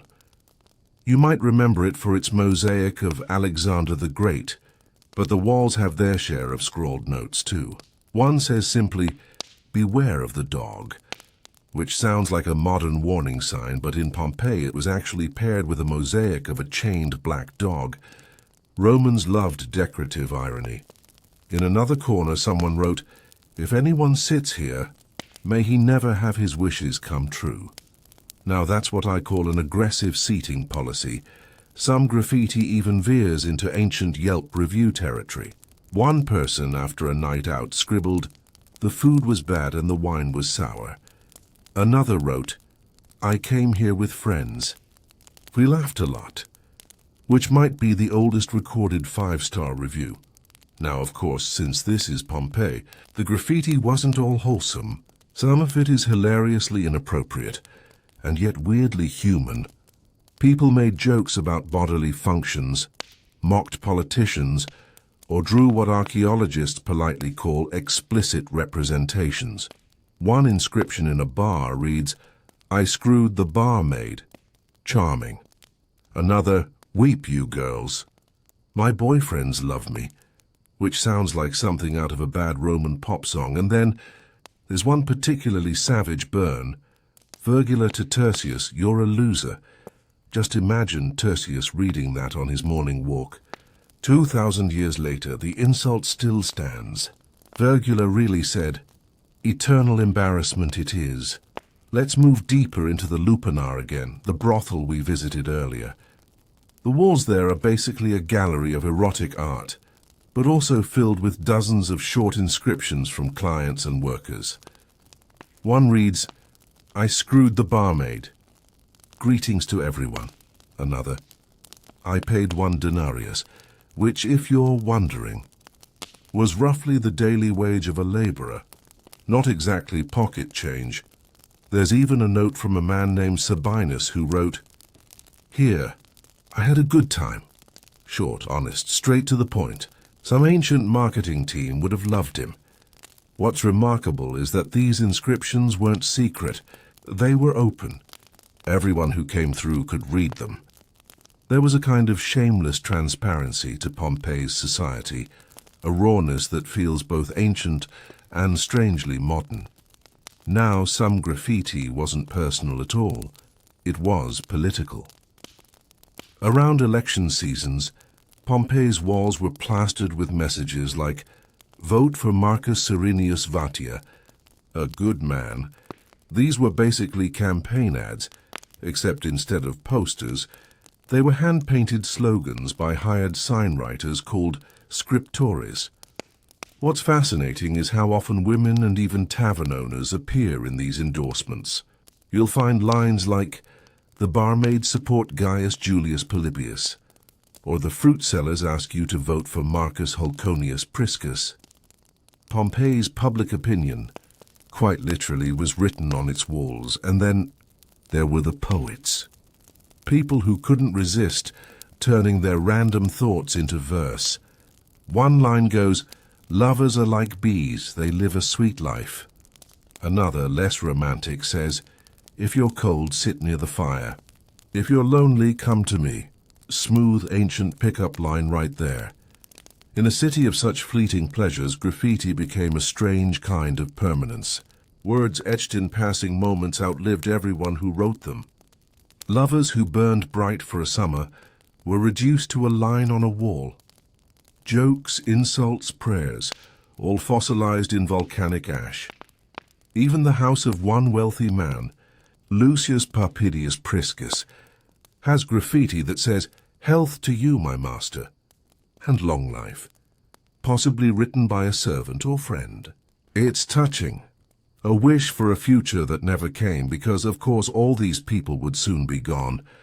When Mount Vesuvius erupted in 79 CE, it didn't just bury buildings, it buried voices, and yet ironically, those voices survived because of the eruption. Without it, rain and wind would have erased the writings centuries ago. Instead, the ash sealed them perfectly. So we can still read their casual thoughts, their heartbreak, their jokes, their names. People who never thought they'd be remembered, they're still whispering to us through the cracks of ancient plaster. Let's pause for a second and think about that. In the quiet of your room right now, while you're half asleep, imagine those words carved into dimly lit walls. Imagine leaning close to see them. Some shallow, some deep, all written by real hands. The sound of distant chatter, the smell of oil lamps, the faint clink of cups from a nearby tavern. It's humbling in a way. These weren't kings or philosophers, just people trying to make their mark. And maybe that's what makes Pompeii so haunting. Not the tragedy of its destruction, but the intimacy of its survival. The tiniest details of humanity, frozen in time. As the night deepens, let's drift away from the words themselves and think about what they mean. About why people write on walls at all. Maybe it's the desire to be seen even for a moment. Maybe it's loneliness. Or maybe it's just boredom. The eternal need to say, I was here. 2,000 years later, we're not so different. We post, comment, share, our digital graffiti on the walls of the internet. Maybe one day, long after we're gone, someone will scroll through old messages and laugh at how we lived, just like we smile at the words of Gaius, Successus, and Iris. And with that, let's let Pompeii's voices fade again into the dust. We'll move gently in the next part into the aftermath. What happened when the ash finally fell, and how these silent streets were forgotten for centuries. So, close your eyes. Take a breath. Let the echoes of those ancient walls settle into the quiet.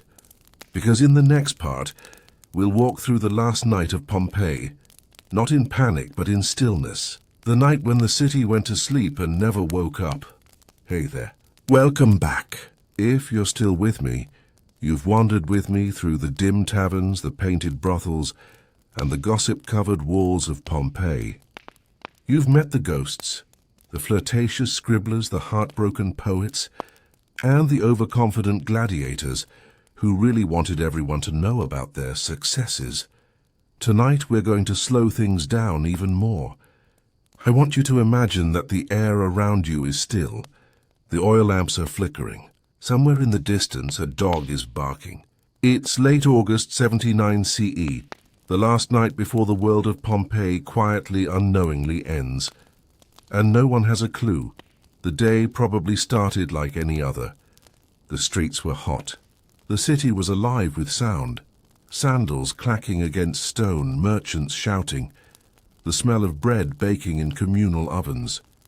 In the background, Mount Vesuvius stood there, tall and silent, just another part of the scenery. Nobody thought twice about it. It hadn't erupted in centuries. The mountain was considered fertile, even friendly. Grapes grew on its slopes. Farmers grazed their animals near it.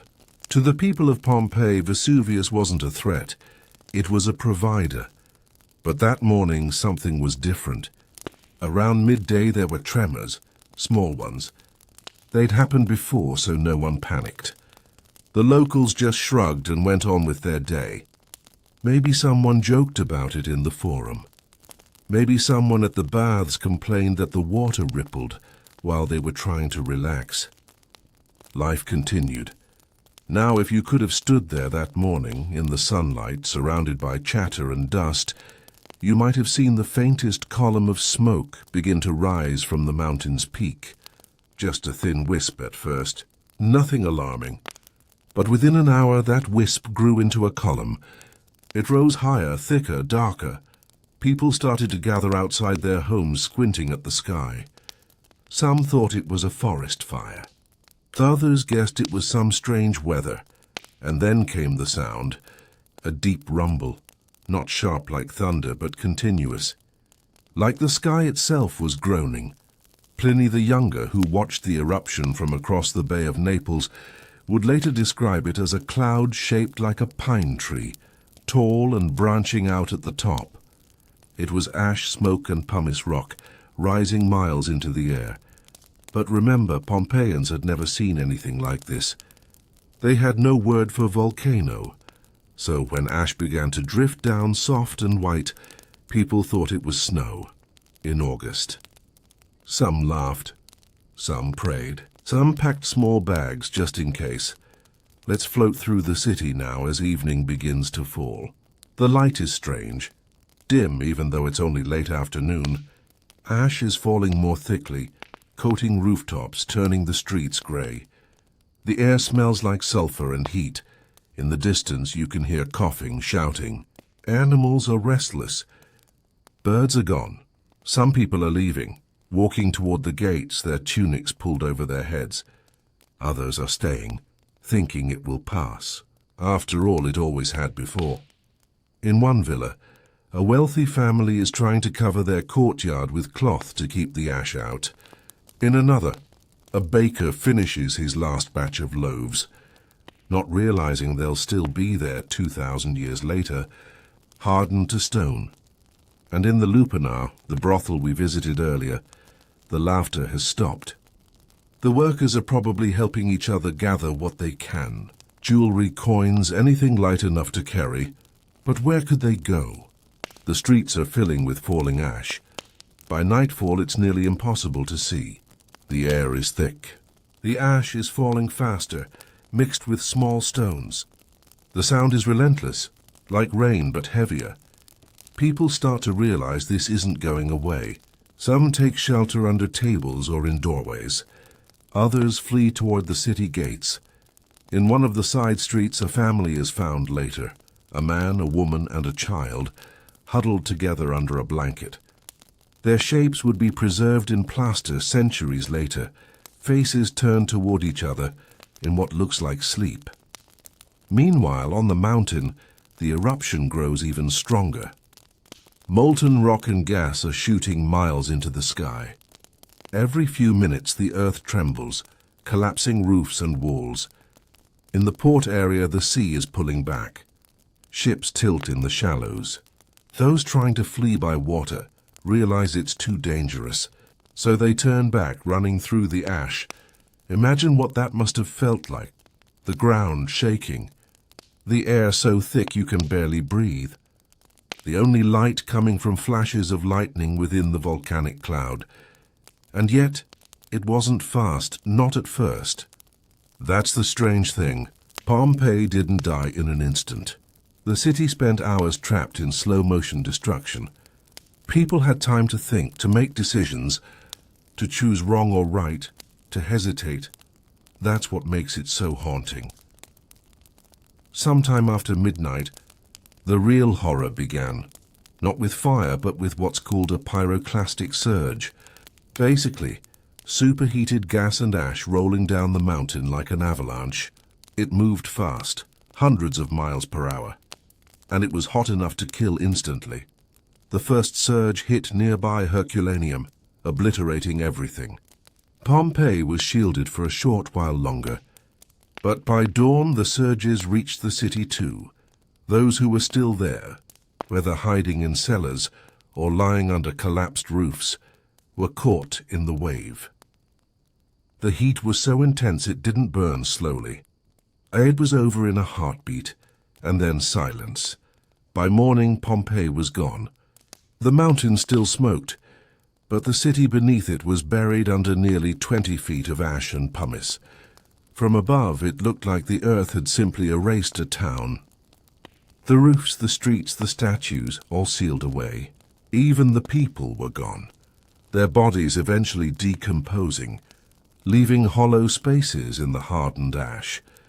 Centuries later, when archaeologists began to dig, they realized those empty spaces could be filled with plaster, creating perfect casts of the victims in their final moments.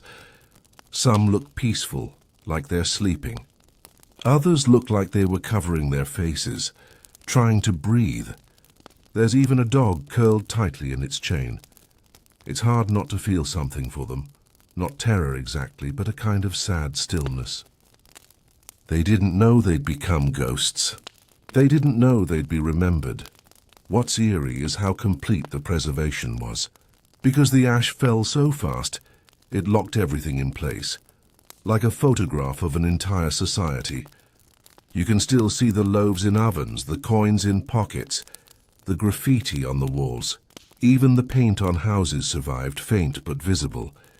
It's as if time just stopped mid-breath, and maybe that's why Pompeii feels so intimate. It's not ruins, it's a pause. A city caught between moments. After the eruption, survivors in nearby towns might have looked toward where Pompeii had been and seen nothing but a flat grey field. Some probably thought the gods had swallowed it whole. Others might have assumed everyone got out. For a long time, people didn't even know where the city had gone. It was forgotten, quite literally lost. Over the next centuries, plants grew over the ash, then soil, then vineyards. Farmers worked the land without realizing their plows were gliding over rooftops. Life went on. Empires rose and fell. And beneath it all, Pompeii slept. It wasn't rediscovered until the 1700s, when workers digging a water channel struck something hard. Marble, mosaics, walls. They thought it was just another buried villa. It took decades before anyone realized they'd uncovered an entire city. perfectly frozen in time. Imagine that moment, peeling away layers of earth and seeing color, furniture, frescoes, things that hadn't seen sunlight in 1,700 years. It was like waking the dead. Today, when you walk through Pompeii, it feels eerily alive. You can hear your own footsteps echoing on the same stones Romans walked on. You can see the grooves of chariot wheels, the outlines of beds, the shadows of people who never left. And if you stop for a moment, in the right silence you might imagine them still there, laughing, arguing, selling bread, scribbling graffiti on the wall. So, if you're lying there with your eyes half closed, let this be the last image tonight. A city under a soft blanket of ash, silent, silver-grey, still. Oil lamps burned out, the air calm again. Time stopped, Pompeii asleep forever.